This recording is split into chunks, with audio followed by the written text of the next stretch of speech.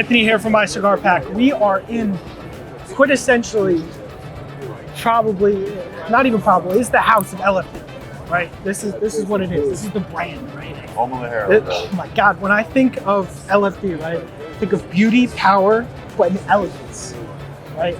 That's a good way to put it. I like that. And when in the cigar community, in the industry, right, you think of La Flor Dominicana, you think of your father, you think of Lito, right?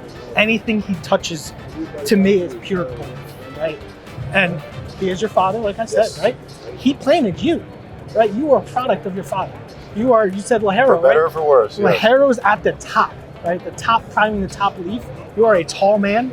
You are the Ligero of it. I like that, dude. Right? I really like that. It's good. It's good. Yeah. I'm so happy. I'm so excited to be here, man. Thank you for having us. My pleasure. You know, My Cigar Pack, it's beauty. It's beauty. Anything that Flor Dominicana is in our packs, I'm so happy, so excited to open it up.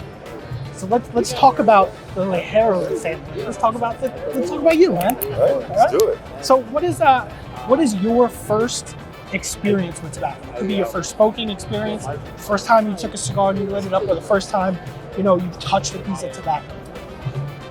That was very, as a child, I was something like 7 years old when this all started. I didn't fully understand what the hell was going on back then, of course, but cigars were always around. And, like every now and then, like on like New Year's or something, they'd let us like take a puff. Absolutely. It felt like the coolest thing in the world. Mm-hmm. But my first real experience with a cigar, it's actually a really funny story.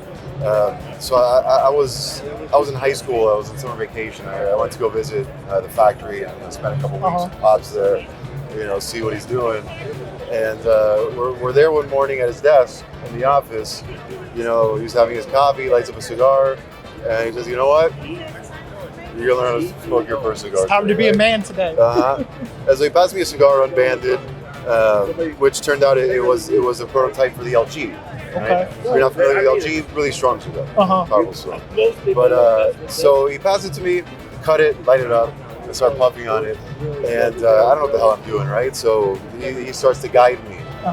He says, "Tony, if you really want to smoke a cigar, if you really want to get the essence and the full experience, you have to inhale."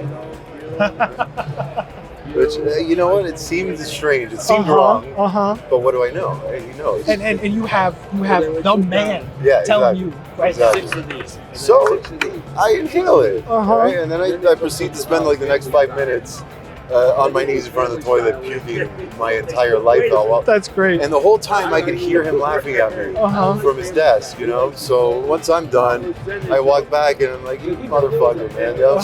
You're an asshole, And you know what he tells me? He says, "Tony, you just learned how not to smoke a cigar."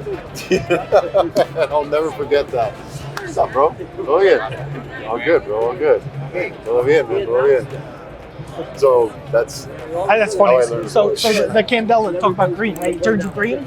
So did he make the Candela cigars because you turned green that day?